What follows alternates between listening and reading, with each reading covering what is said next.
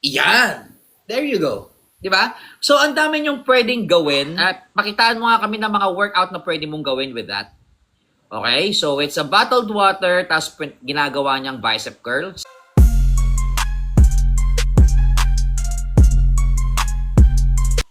Side ka nga, bro. Side.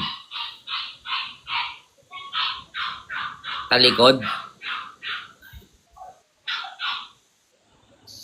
Papiga nga ng likod, bro.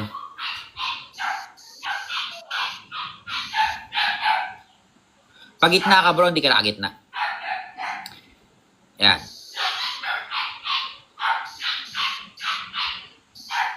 Siyang harap pa nga. Patingin ng traps, bro. Hindi, hayaan mo na sila, bro. Hayaan mo na. Patingin ng traps. Front double bicep. Pagitna ka. Okay, sige, sige. So, bro, ilang months ka na nag-gym? Hindi po, gym coach. Anong hilig mo? At calisthenics? Okay. So, it's an home workout.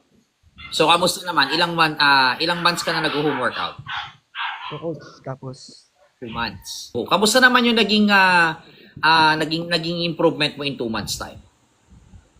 okay naman, coach. Okay naman. So, ano yun? Nag-start ka ba ng sobrang payat or medyo mataba ka dati? Payat, coach. Payat. Do you still remember kung ilang timbang mo nun? 42. And ngayon, ano ng timbang mo? 52 po ata. Oh, not bad, di ba? So, nakapag-gain siya ng 10 kilograms in just 2 months. That's an amazing. So, solid yun na transformation, brother. So, ano bang gusto mong mangyari sa katawan mo ngayon? Aesthetic lang, coach. Aesthetic lang. So, pag sinabi kasing aesthetic, sila yung mababa ang body fats, mataas ang muscle mass, V-taper. So, definitely, yun yung definition para sa akin ng aesthetic. So, with your body, okay naman yung katawan mo. Pero para sa akin, add more size, add ka ng extra muscle mass. Kasi hindi magiging aesthetic look yung dating natin, brother, if mababa yung muscle mass natin. Okay? Okay ba, coach? Ano na? Okay naman yan, brother. Actually, na-amaze nga ako. Even sabihin mong home workout lang to and improvise lang yung mga gamit na meron siya, he has a nice physique. Maganda yung pondo ng katawan niya, naandun yung pondo ng katawan. Very good. So, patingin nga yung mga gamit na ginagamit mo dyan sa bahay nyo. Patingin nga. Paano mo piniperform? Para at least magkaroon ng idea. O ito sa mga nag-home workout na puro body weight, ba't hindi nyo itry ito? So, si brother, gumagamit siya ng bottled water. Nilalagyan na or finifill lang niya ng water ito para at least magkaroon ng extra weight. Sige. So, sige bro. Sige nga. Pakitaan mo nga kami ng mga workout na pwede mong gawin with that. Okay? So, it's a bottled water tapos ginagawa niyang bicep curl. Sige. What else? Paano pa yung iba? Okay. Shoulder press. Pwede. Very good. So, medyo mahirap lang. Pero, syempre, pwede mo siyang, brother, ganon, i-shoulder press. Tapos, bawasan mo yung weight, side lateral. Pa-side. Dahan-dahan. Pwedeng pang upright row. Paano execute ng coach? Sige, tayo ka. Hindi, bawasan mo yung weight para ma-execute mo na maayos. Bawas ka ng weight. Yan.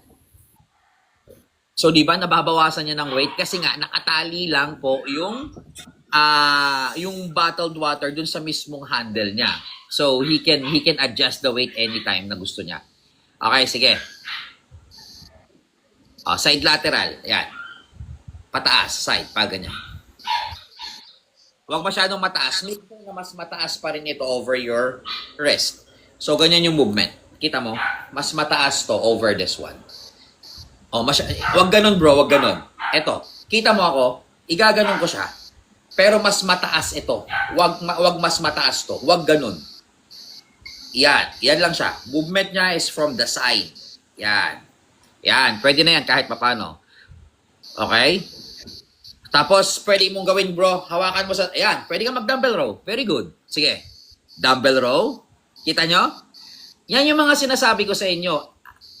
Empty bottled water will definitely help you, okay, in gain muscle mass, No excuses exactly. Kasi makikita mo, maraming pwedeng gawin eh. Maraming paraan. Kesa naman nag-home workout ka, nagba-bodyweight ka lang. Kulang yon. Gawa ka ng effort para matarget mo yung ibang body part na hindi mo natatarget using the body weight. Brother, ito pa isang tuturo ko sa'yo. Hawak ka. Hawakan mo yung isang ganon. Hawakan mo dito. Sige, hawakan mo. Okay? So, upright. Hanggang sa may clavicle. Pagdikitin mo lang. Dito. Yan. Tapos ilapit mo lang konti yung weight mo sa katawan mo. Yan. That will definitely target the upper traps. Pwede ka rin mag-shrug. Sa side. Lagay mo sa side. Shrug movement. Very good. Pwede sa harap. Shrug movement. Yan. Very good. Di ba?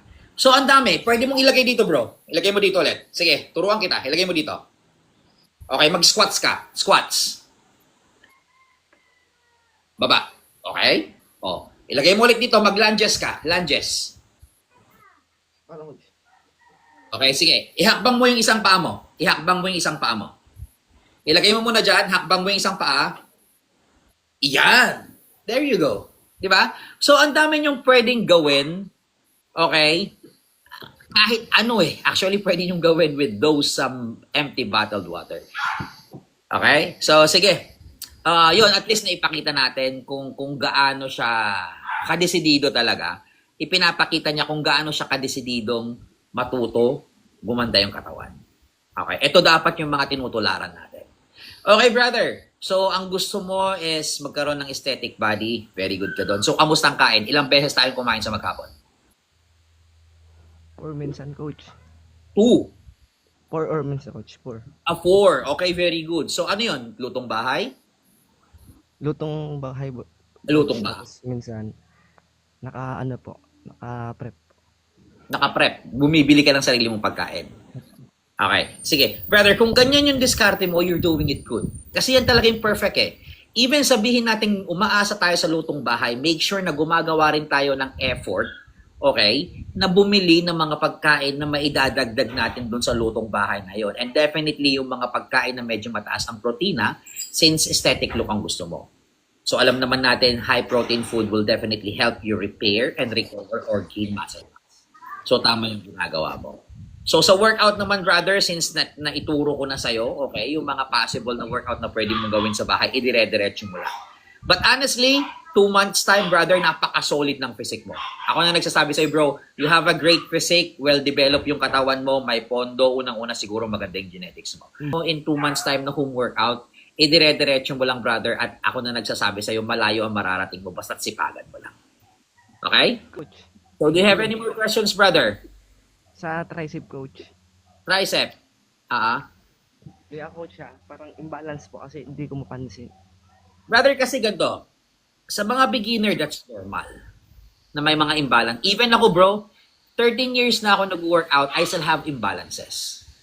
So, maging aware lang tayo na yung mga imbalances, that's part of our genetics. Pero, syempre, wag nating hahayaan, okay, na lumala. The only way for you to target or to improve those imbalances is unilateral exercise. Okay? So, yun lang talaga. Kasi napakaaga pa, bro. Huwag nyo lang hahayaan na lumala.